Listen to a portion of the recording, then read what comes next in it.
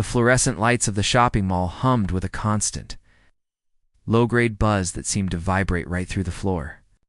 It was a Tuesday afternoon, which meant the place wasn't packed, but it wasn't empty either. There was the steady shuffle of shoppers, some with heavy bags, some just passing time, and the distant echo of recorded pop music leaking out of clothing stores. For most people here, this was just a backdrop. It was a place to buy things or escape the weather. But for David, the mall was something else entirely. It was a warm, dry place to exist when the apartment felt too small and the outside world felt too cold. David walked slowly through the food court. His shoulders slumped forward. He was 35, but he looked older. He had deep lines etched around his eyes and a permanent shadow of stubble on his chin. He wasn't trying to make a fashion statement. He just hadn't had the time or energy to shave in 3 days. He was wearing a thick, navy-colored coat that he had bought at a thrift store 4 years ago. It was clean, but it was fraying at the cuffs, and the zipper sometimes stuck if you didn't wiggle it just right. Underneath the coat, he wore his work uniform, a pair of dark gray pants, and a white shirt that had a small grease stain on the pocket that just wouldn't wash out. He felt the weight of the day pressing down on him. He had been up since 4 in the morning.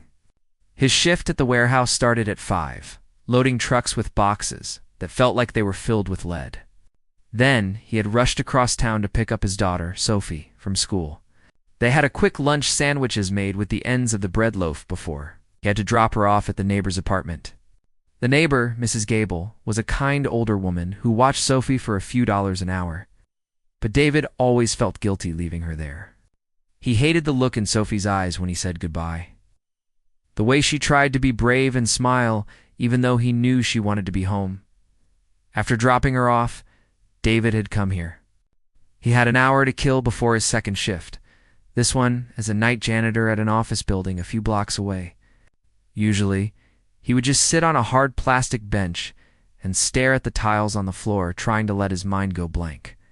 But today, his feet carried him toward the center atrium, tucked away near the large escalators. It was a shiny black piano. It was a public installation, put there by the city to bring culture to the retail space. A small sign on it read, "Play me, I'm yours." Most people walked past it without a second glance. A few teenagers would bang on the keys with their fists to make noise. Occasionally, a retired person would sit down and play something classical. But mostly it sat alone, gathering dust in the air conditioning. David stopped in front of it. He looked around. There was a security guard leaning against a pillar a few yards away, checking his watch. There was a young woman pushing a stroller near the fountain. Nobody was paying attention to him. He took a deep breath, letting the air fill his lungs, trying to push away the ache in his lower back and the tightness in his chest. He reached out and pulled the small bench out. It made a scraping sound against the floor, and he winced, hoping it wasn't too loud. He sat down. The bench was cold. He placed his hands on his knees for a moment, rubbing his palms together. His hands were rough. His fingernails were dug deep with grease from the warehouse machinery, and his skin was calloused from gripping heavy pallets all day. These were hands that lifted, carried, and scrubbed. They weren't meant for something delicate. But David had a secret. Before the accident, before the hospital bills, before the funeral, and before the life insurance fell through, his wife had played. She was the one with the music degree. She was the one who could make the piano sing. David used to just sit and listen to her while she played in their small living room. She tried to teach him once, but he laughed it off, saying he was all thumbs. After she passed away, the piano was the first thing to go. They had to sell it to pay for the medicine. For a long time, David couldn't even look at a piano without feeling a sharp pain in his stomach. But recently, the pain had changed. It wasn't a sharp stab anymore. It was a dull ache that he carried around like a heavy stone. And sometimes, he found that if he played the song she used to play, the stone felt a little bit lighter. He flexed his fingers. He looked at the black and white keys. They looked clean, inviting. He closed his eyes for a second and listened. He could hear the song in his head. It wasn't a famous song. It wasn't Mozart or Beethoven. It was a simple melody his wife had composed. She called it Sophie's Lullaby. It had a sad beginning, a middle that felt like rain, and an ending that felt like sunshine. David lifted his hands. His right index finger found the C note. He pressed down. The sound was clear and pure, cutting through the ambient noise of the mall. It rang out and then faded into the air. He froze for a second, checking to see if the security guard would yell at him. The guard didn't move. Encouraged, David pressed another key, then a chord. His hands were clumsy at first. It had been months since he had touched a keyboard. He missed a note, hitting an E flat instead of an E natural. He cringed internally, but he kept going. He didn't stop. He corrected himself and kept the rhythm. As the first few bars flowed, his breathing began to slow down. The song was slow. It required you to hold the notes, to let them hang in the air. David's left hand found the bass line, a steady heartbeat rhythm. Thump, thump. Thump, thump. As his fingers moved, the tension in his shoulders began to melt away. He wasn't thinking about the rent that was due. He wasn't thinking about the empty refrigerator waiting for him at home. He wasn't thinking about the warehouse supervisor who yelled at him earlier for being 2 minutes late. He was just thinking about the sound. He watched his rough hands moving across the smooth ivory keys. It looked strange seeing those workers' hands dance so gently. He played the chorus now, the part that always made him think of Sophie laughing. He pressed the keys a little harder, putting more emotion into it. The music swelled, filling up the little corner of the mall. A few people walking by slowed down. A teenager wearing headphones took them off for a second to listen. A man tying his shoe looked up. The music wasn't perfect, it had mistakes and hesitations, but it was honest. You could hear the sadness in it, but you could also hear the love. It sounded like a memory. David's eyes closed again as he reached the bridge of the song. He didn't need to see the keys anymore. He knew where they were by heart. He remembered the way his wife's hands looked when she played this part, the way her ring would catch the light. He felt a lump form in his throat, but he didn't let it stop him. He played through it. The music was the only way he could talk to her now. It was the only way he could say, "I'm still here. I'm tired, but I'm still here, and I'm taking care of her." Played the final few notes, letting them ring out until the sound was barely a whisper. His foot hovered over the sustain pedal, and then he let go. The silence that followed felt heavy and light at the same time. He sat there for a moment, his hands resting on his knees again, his heart beating a little faster than before. He opened his eyes and saw the world rushing back into focus. The shoppers were walking, the escalators were moving, the lights were humming. But for a few minutes, David had been somewhere else. He had been back in his living room, safe and whole. He let out a long, shaky breath and rubbed his face with his hands. The moment of peace was over. He checked his watch. He had 20 minutes before he had to clock in for the night shift. He had to get up, walk back out into the cold, and go scrub floors. But for now, just for this second, he felt a tiny bit stronger. The music had recharged him just enough to keep going. He stood up, pushing the bench back under the piano with a soft scrape, and prepared himself to walk back into the noise of his life. The sound of high heels clicking against the polished marble floor was sharp and rhythmic, cutting through the ambient noise of the mall like a metronome. Alina walked with purpose. She didn't stroll. She marched. Her phone was pressed tightly against her ear, and she was speaking in a rapid-fire cadence, tossing around words like leverage, quarterly projections, and acquisition strategy. Was the CEO of a massive financial firm, a woman who had fought her way to the top of a glass tower, and she didn't have time to waste to her. This mall was nothing more than an obstacle course between her office and a lunch meeting that had been canceled at the last minute. She was irritated. She was tired. Her brain was overloaded with spreadsheets and personnel issues. She wore a tailored blazer that probably cost more than most people's cars, and she carried a leather bag that was heavy with documents she didn't even want to look at. "Listen to me," she said into the phone, her voice tight. "I don't care what the previous agreement was. If we don't secure the funding by Friday, the whole deal falls apart. Call the legal team. Tell them to stay late if they have to." She turned a corner near the large fountain, adjusting her glasses. She was so focused on her anger and her schedule that she almost didn't hear the music. At first, it was just background noise, a faint trickle of sound that blended in with the generic pop music playing from the store speakers. But as she walked closer to the atrium, piano sound got louder. It wasn't the booming, aggressive sound of someone trying to show off. It was soft, hesitant even. Alina stopped walking for a split second. She paused mid-stride, her frown deepening. The melody coming from the piano stopped her in her tracks. It wasn't a song she recognized from the radio. It wasn't a classical piece she had studied in her expensive private school lessons growing up. It was something else. It was a simple progression of chords, minor key that felt sad, but incredibly comforting. She pulled the phone away from her ear, ignoring the voice on the other end that was still droning on about numbers. "James, hang on," she said abruptly. "I'll call you back." She didn't wait for an answer. She ended the call and slipped the phone into her pocket. The silence of the phone call was instantly replaced by the piano music. She took a few steps toward the sound, guided by a pull she couldn't explain. The atrium opened up in front of her. It was a wide space with high ceilings, filled with people rushing to the food court or staring into shop windows. But in the center, near the escalators, the world seemed to slow down. There was a man sitting at the public piano. Alina stood near a large potted plant, watching him. She didn't approach him yet. She just watched and listened. The man was not what she expected. He wasn't a student, and he wasn't a street performer with a hat out for tips. He looked worn out.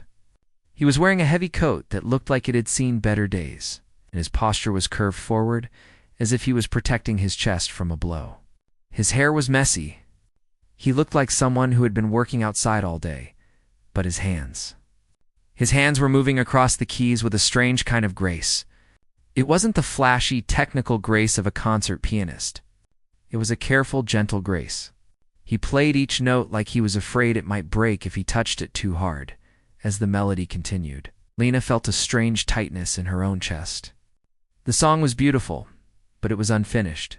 There were pauses where his fingers hovered, searching for the next note, and then he would land on it softly. It sounded like a memory. It sounded like someone trying to remember a dream they had forgotten. And then the melody shifted.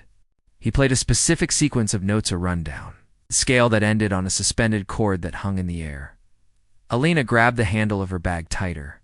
Her breath hitched in her throat. She knew that run. She closed her eyes for a second, and the mall disappeared. She wasn't a CEO anymore. She wasn't standing in a shopping center in 2024. She was 10 years old again. She was sitting on the carpeted floor of her grandmother's living room. The sun was streaming through the lace curtains, dust motes dancing in the light. She could see her brother Liam sitting at the old upright piano they had in the corner. He was older than her, tall and lanky. He had a habit of tapping his foot when he played. He always wore that same blue t-shirt with the hole in the sleeve. "Listen to this, Elle," he would say, his voice quiet and excited. "I made it up."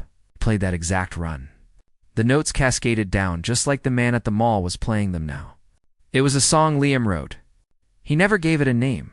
He just called it the Rain Song, because he said it sounded like water dripping from the leaves after a storm. Liam had passed away when Alina was 18. It had been a car accident. A stupid, senseless accident. After he died, the silence in the house was deafening. Her parents sold the piano. They said they couldn't bear to look at it. Alina had spent the last 20 years building walls around herself, working hard, becoming successful, trying to fill the empty space that Liam left behind. She hadn't thought about that specific melody in years. She had locked it away in the back of her mind, too painful to touch. But hearing it now, played by a stranger in a mall, it all came flooding back. Alina opened her eyes. They were stinging, suspiciously wet. She quickly blinked, not wanting to cry in public. She wasn't the kind of woman who cried in public. She was the one who solved problems. She was the one who took charge. She looked at the piano player again. He was nearing the end of the song. His shoulders were shaking slightly. He wasn't crying, but he looked exhausted. He looked like he was pouring everything he had left into the instrument. He played the final chord, letting it ring out. The music faded. The man lowered his hands. He didn't jump up to take a bow. He didn't look around for applause. He just sat there, staring at the keys. He looked like a man who had just finished a long journey and had nowhere left to go. Alina felt a sudden urge to go to him. She wanted to know who he was. She wanted to know how he knew that song. Was it a coincidence? It couldn't be. The song was too specific. The way he hesitated on the third measure, the way he lingered on that last chordette, was exactly how Liam used to play it. She took a step forward, then stopped. She felt out of place. She was wearing her power suit, her expensive watch, her polished shoes. She looked like a shark swimming in a goldfish bowl. What would she say to him? "Hey, I'm a rich CEO and you're playing my dead brother's song." It sounded absurd. She watched as the man sighed deeply. It was a heavy, rattling sound that carried across the space. He reached down to the floor and picked up a backpack. It was an old thing, covered in scratches. He unzipped a pocket and pulled out a small, plastic water bottle. Taking a long drink, Alina noticed his hands again as he held the bottle. They were rough, stained with grease. The knuckles were red and chapped from the cold. These weren't the hands of a professional musician. These were the hands of a worker, someone who did heavy lifting. Why was a laborer sitting in a mall playing a heartbreaking melody that belonged to her childhood? The curiosity was eating at her. It was stronger than her fear of being awkward. She took another step, her heels clicking softer this time. She was close enough now to see the dust on his coat, the way his hair curled at the nape of his neck. He was starting to pack up. He zipped the backpack shut and swung it over his shoulder. He was getting ready to leave. If I let him walk away, Alina thought, I'll never know. She didn't have a plan. She didn't have a business card in her hand. She just had a feeling. A feeling that this wasn't an accident. A feeling that she was meant to be here, in this exact spot, at this exact time. The mall was loud again, the chatter of teenagers, the distant ding of an elevator bell, but the space between Alina and the piano felt quiet, electric. She took a deep breath, smoothing the front of her blazer. She walked out from behind the potted plant and headed straight for the man at the piano. David pushed the heavy bench back under the piano, the metal legs scraping loudly against the tiled floor. The sound made him wince. He quickly checked his watch, his heart giving a little lurch of anxiety. He had 12 minutes to get to the bus stop. If he missed the 4:15, he would be late for his night shift, and being late meant losing money. Losing money meant Sophie might not get the new shoes she needed for school. He stood up, swinging the old backpack onto his shoulder. It felt heavier than usual today, maybe because he was so tired, or maybe because the emotional weight of the song was still sitting in his chest. Playing the melody always helped, but it also left him feeling raw, like a scab that had been picked off. He felt exposed. He started to turn away from the piano, keeping his head down. He just wanted to merge into the flow of people and disappear. He wanted to be invisible again. That was his strategy most of the time. If you don't look at anyone and you don't make eye contact, people usually leave you alone. They assume you're busy or that you want your privacy. But today, the plan didn't work. As he took his first step, a pair of expensive-looking black leather shoes stepped into his path. David stopped abruptly, almost stumbling. He frowned and looked up, ready to mumble an apology and sidestep whoever it was. Standing in front of him was a woman. She was tall, dressed in a sharp-tailored blazer and slacks that looked like they cost more than David earned in a month. Her hair was pulled back in a strict, neat style, and she wore glasses that made her look serious and intelligent. For a second, David thought she was security or maybe mall management. His stomach dropped. He prepared himself to be told to move along, that he was loitering, or that he wasn't allowed to play the piano without a permit. He instinctively gripped the strap of his backpack tighter, his knuckles turning white. "I'm sorry," David said quickly, his voice raspy from not speaking all day. "I was just leaving. I didn't mean to block the walkway." He tried to step to the left to go around her, but she moved slightly to block him again. It wasn't an aggressive move. It was more like she was confused or stunned. She was staring at him with an intensity that made him uncomfortable. Her eyes were wide, searching his face. "You played that song," the woman said. Her voice was clear and commanding, but it shook just a little bit. David blinked, confused. Yes. Look, if it was too loud, I won't do it again. I was just passing the time. No, she said, shaking her head. She took a small step closer, ignoring the personal space bubble usually reserved for strangers. It wasn't too loud. It was beautiful. But the melody, the one you just played, the ending. How did you know it? David shifted his weight from one foot to the other. He felt a flush of embarrassment rising up his neck. He didn't want to talk about it. He didn't want to explain his life to a businesswoman in the middle of a mall. He just wanted to catch his bus. I don't know, he mumbled, looking down at his boots. I just made it up, sort of. I didn't really make it up. My wife did. The woman's eyes softened instantly. The sharp corporate look on her face melted away, replaced by something else. Curiosity? Sadness? Your wife? She asked gently. Yeah, David said. He looked up for a second, then away again, scanning the distance for the exit signs. She wrote it a long time ago. Before she got sick, it's the only thing I can play by heart. I'm not actually good at the piano. I play it to remember her. He expected her to nod politely and walk away. That's what people usually did when they heard about his wife. They got awkward. They didn't know what to say, so they said, "I'm sorry for your loss," and then hurried off. It was the standard reaction, and he was used to it. But this woman didn't move. She didn't offer a hollow platitude. Instead, she took a deep breath, as if she was steadying herself. My brother wrote that song, she said. David stopped shifting. He looked at her, really looked at her for the first time. He saw the glisten of tears in the corners of her eyes that she was trying hard to blink away. She wasn't making a joke. She wasn't mocking him. She looked deadly serious. What? David asked, his brow furrowing. No, that can't be right. Elena, that was my wife's name. She wrote it for our daughter. It's just a lullaby. I don't think your brother knew her. What was your wife's name? The woman asked Anna. Her name was Anna. Anna, the woman repeated, testing the name on her tongue. My brother was named Liam. We lived in a small town about 3 hours north of the city. This was 20 years ago. Ow.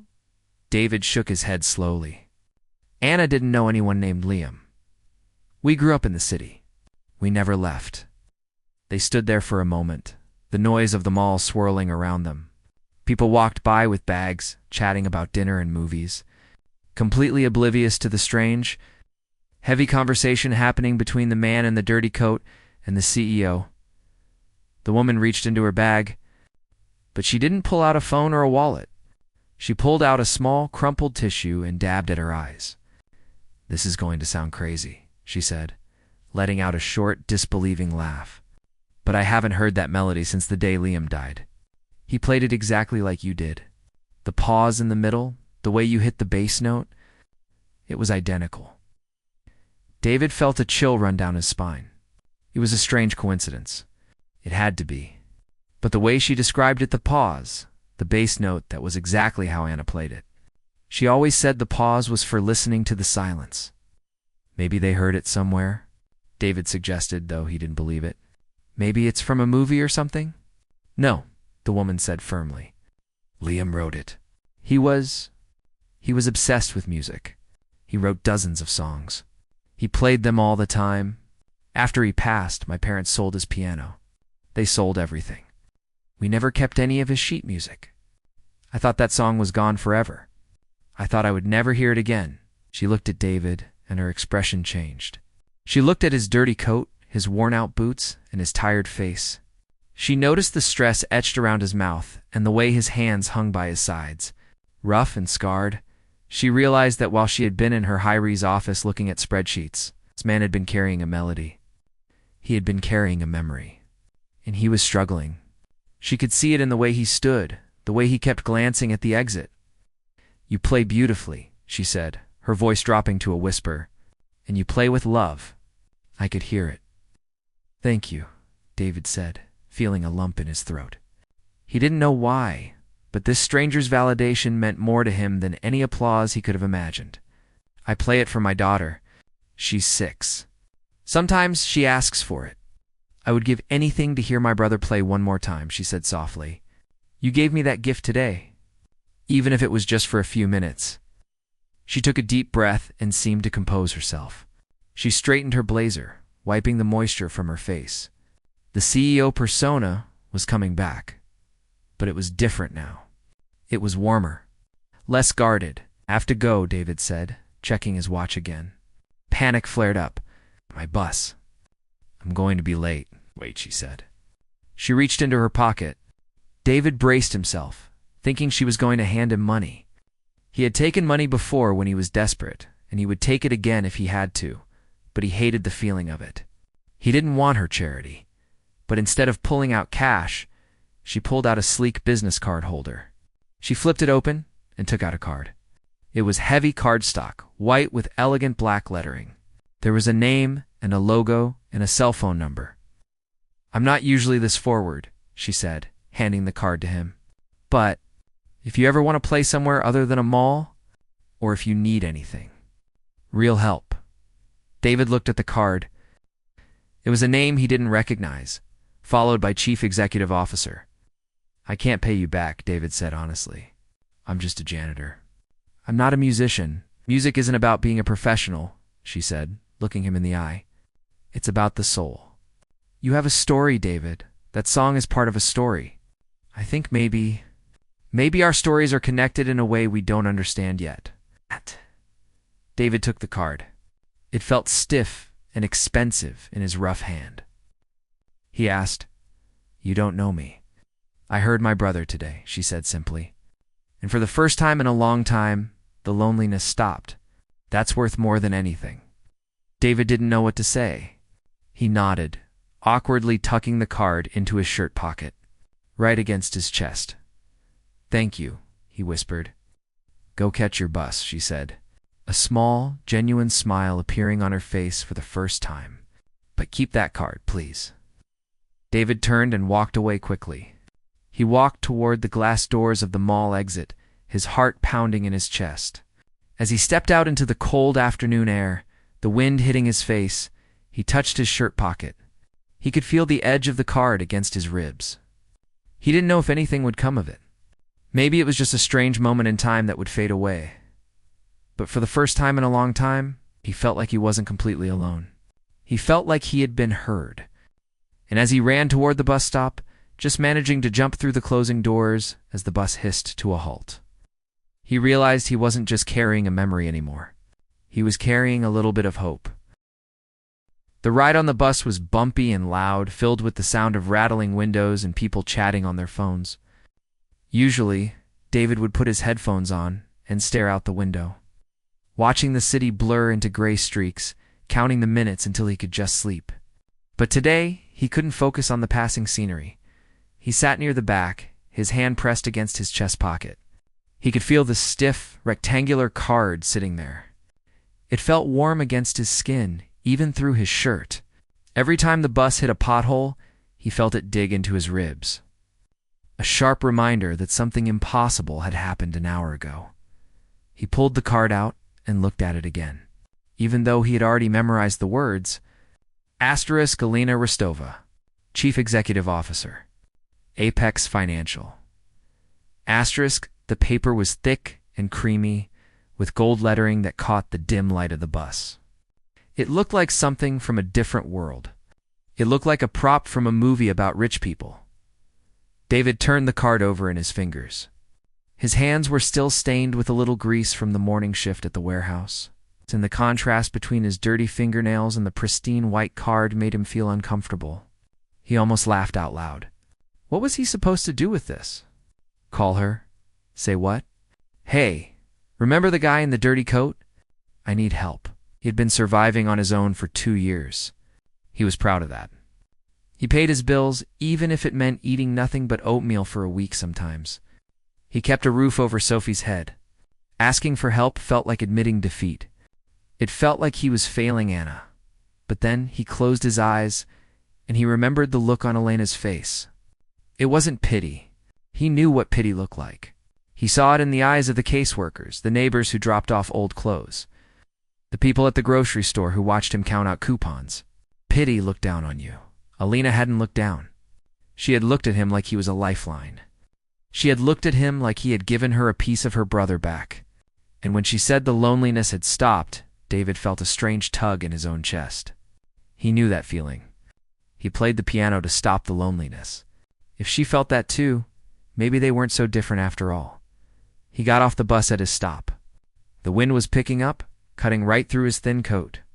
He walked the 4 blocks to his apartment building, a brick complex that was slowly crumbling. The buzzer to the front door was broken, so he waited until someone else came out and slipped in through the open gate. He climbed the stairs to the 3rd floor, his legs aching. When he walked into the apartment, it was dark and quiet. Mrs. Gable was sitting at the small kitchen table, knitting a scarf. "Hey, David," she said, squinting at him through her thick glasses. "Sophie is asleep. She had a big day at school. Made a painting of a cat. That's good," David whispered, setting his bag down gently. "Thanks for watching her. I'll pay you on Friday, I promise." "Don't worry about it," Mrs. Gable waved him off, packing up her yarn. "She's a good kid. You're doing a good job, David." David thanked her and locked the door behind her. He walked over to the sofa and just sat there for a long time. He was exhausted. His back hurt, his feet hurt, and his head was spinning with thoughts of CEOs and piano melodies. He reached into his pocket and took the card out again. He laid it on the coffee table in front of him. He stared at it for 10 minutes. The room was silent except for the hum of the refrigerator. Finally, he took out his phone. It was a cracked old model with a screen that flickered sometimes. He typed in the number from the card. His thumb hovered over the green call button. His heart hammered against his ribs. What if she didn't answer? What if she was just being nice in the moment and now didn't want to be bothered? What if she hung up on him? He took a deep breath. Don't think, just do it. He pressed the button. He put the phone to his ear. It rang once, twice, 3 times. Hello. The voice was sharp and clear. It was her. "Hi," David said, his voice cracking. "This is David, the guy from the mall." With the piano? There was a pause on the other end. He thought she might ask him how he got this number. But instead, he heard a soft exhale, like she had been holding her breath. "David," she said, "I was hoping you would call." "You were?" he asked, surprised. "I haven't been able to stop thinking about it," she admitted. "I listened to that song in my head all afternoon." "Yeah," David said. "Me too. Where are you, David?" "Are you home?" "Yeah. I just got back from my second job." "Second job," she repeated. "You're working the night shift?" "Yeah. I clean offices downtown." "It's quiet work." "I like it. It sounds exhausting," she said. "Listen, David. I didn't just give you my card to chat. I meant what I said. I want to help. But I want to do it the right way. The right way. Yes.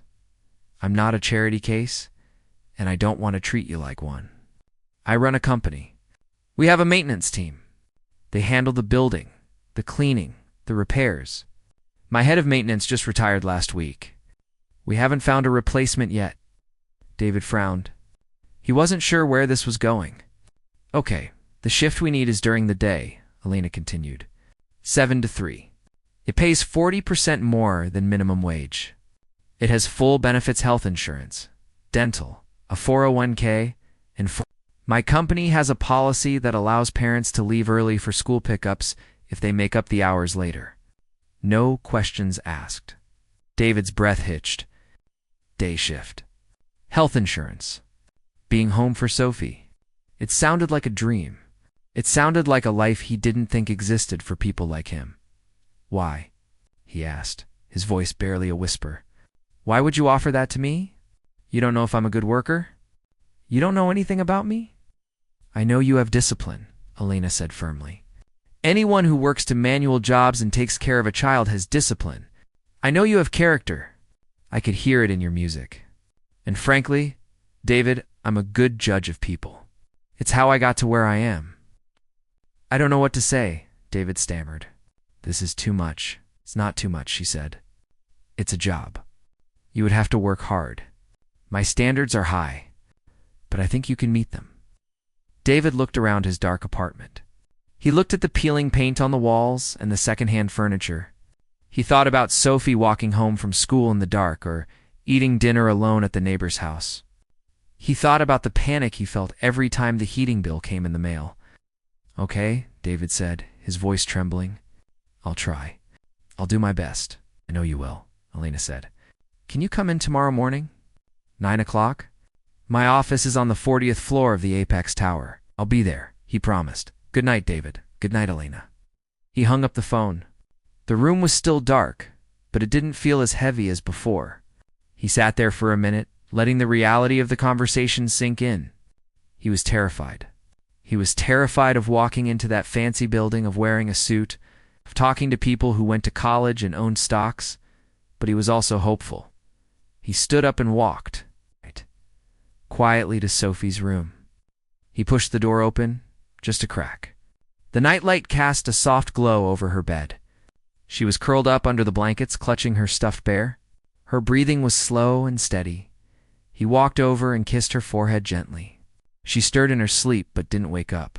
"Everything's going to be okay, Peanut," he whispered. "I think everything is going to be okay." He closed the door and went back to the living room. He didn't sit down. Instead, he went to the small kitchen nook and opened the pantry. He took out a piece of paper and a pencil. He started to write a list. Things he needed to do. Laundry. Ironed his one white shirt. Shine his boots. Find someone to watch Sophie tomorrow morning. He felt a surge of energy he hadn't felt in years. He wasn't just surviving the night anymore. He was planning for the morning. The melody was still in his head, but it didn't sound sad anymore. It sounded like a beginning. The morning sun was bright and reflecting off the glass windows of the city's tallest building. David stood at the base of the tower, craning his neck to look up. It seemed to go on forever, piercing the blue sky. He smoothed down the front of his shirt. It was his only white button-down, the one he usually wore to funerals or weddings. And he had ironed it twice the night before, until not a single wrinkle remained. He felt a little silly in his dress pants, which were slightly too short and showed his ankles. But he kept his head up. He took a deep breath and walked through the rotating glass doors. The air inside was different, cool, filtered, and smelling faintly of expensive coffee and fresh flowers. The lobby was huge, with marble floors that shone like mirrors. There was a security desk in the center, manned by guards who looked like they were in the military. David walked up to the desk, his heart hammering against his ribs. "I'm here to see Elena Rostova," he said, trying to keep his voice steady. "My name is David. I have an appointment at 9. The guard looked at his clipboard, then down at his computer screen. He looked at David's clothes, then back at the screen. David felt a moment of panic, thinking he would be turned away. But the guard nodded and printed out a visitor pass on a sticker. "Take the elevator bank on the left to the 40th floor," the guard said. "Have a good day, sir." "Thank you," David said, sticking the pass to his chest. He walked toward the elevators, his shoes squeaking on the polished floor. He stepped inside the elevator with a group of people in suits. They were all looking at their phones or talking quietly. David stood in the back, clutching his backpack straps. He felt small, but he didn't feel invisible. He had a purpose. The elevator ride was smooth and fast, making his stomach drop slightly. When the doors dinged open on the 40th floor, the view was incredible. One entire wall of the office was glass, overlooking the entire city. The bustle and noise of the streets below were gone, replaced by a peaceful hum. The receptionist at the front desk smiled warmly when she saw him. She had been expecting him. She led him down a long hallway lined with art and into a large corner office. Elena was standing by the window, looking out at the view. She turned when he walked in. She wasn't wearing her glasses today, and she looked a bit softer, dressed in a cream-colored sweater and slacks. She smiled, and it wasn't a polite business smile. It was a real smile that reached her eyes. "David," she said, walking over to shake his hand. "You made it. I'm glad." "Thank you for seeing me," David said, shaking her hand. Her grip was firm. "Please, sit," she said, gesturing to a chair in front of her desk. "Can I get you some water? Coffee?" "Just water would be great, thank you." She poured him a glass from a crystal pitcher. They sat down, and for a moment it was quiet. David looked around the office. It was impressive, but it wasn't cold. There were pictures on the desk, family, dogs, a lake house. "I wanted to show you something," Alina said, reaching into her desk drawer. She pulled out a framed photograph. It was old and slightly faded. She handed it to David. It was a picture of a young man sitting at a piano. He had messy hair and a wide, happy smile. He looked young, full of life. "That's Liam," she said softly. David looked closely at the photo. He looked at the boy's hands on the keys. He felt a strange connection. "He looks happy," she said. "He died 2 weeks after this picture was taken. A car accident. Drunk driver, it broke my family. We never really recovered."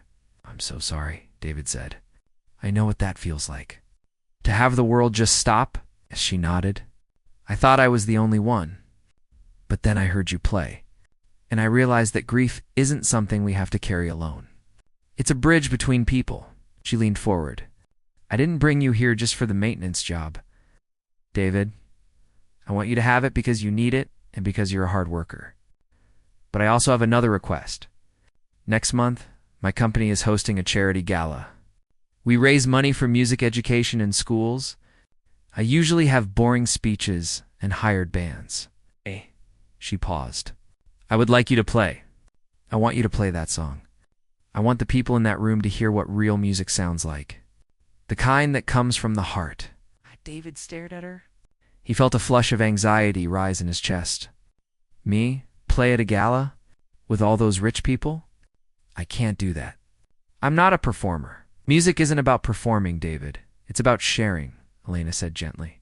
"You shared it with me in a mall, and it changed my day. Imagine what it could do for a room full of people who have everything but feel empty. You have a gift. You shouldn't hide it in a mall." David looked down at his hands. He thought about Sophie. He thought about how much he wanted her to be proud of him. He thought about the melody and how it made him feel closer to Anna. "I'll do it," David said, surprising himself. "But I might be nervous." Good, Alina smiled. "Nervous means you care." She stood up and extended her hand again. "So, do we have a deal?" David stood up and shook her hand. "We have a deal." 6 weeks later, the ballroom of the hotel was transformed.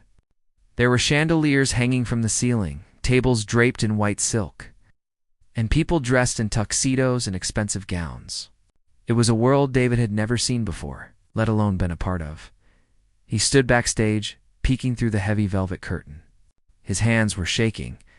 He was wearing a tuxedo that Alina had helped him rent. It fit perfectly. He looked at the audience, hundreds of people eating dinner, clinking champagne glasses, talking about stocks and vacations. A woman with a headset walked up to him. "You're on in 5 minutes, Mr. David," he whispered. "Okay." He walked out to the piano, placed in the center of the stage. It was a grand piano, shiny and black, beautiful enough to be in a museum. He sat down on the bench. The lights were bright, making it hard to see the audience. He could feel the silence spreading through the room. People stopped eating. They stopped talking. They were watching him. For a second, David froze. He felt the urge to run, but then he closed his eyes. He saw Sophie sitting in the front row, wearing her pretty blue dress, waving at him. He saw Alina sitting next to her, giving him a thumbs dash up. He took a deep breath. He placed his hands on the keys. He started to play. The first note rang out, clear and strong. The melody flowed from his fingers, the song of his wife, the song of the rain. He played with everything he had. He put the loneliness into the music, and he put the love into it. He played for the struggle of the last 2 years and for the hope of the future. The room was dead silent. You could hear a pin drop. The rich, the powerful, the important people, they were all mesmerized. They weren't hearing a song. They were hearing a story. They were hearing the truth. When David hit the final chord and let it fade into silence, he sat there for a moment, his hands hovering over the keys. He opened his eyes. There was a pause, a heartbeat of stillness. And then the applause started.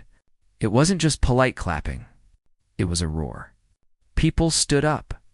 They were clapping, some were wiping tears from their eyes. Alina was standing right at the front of the stage, beaming at him, clapping the loudest. David stood up.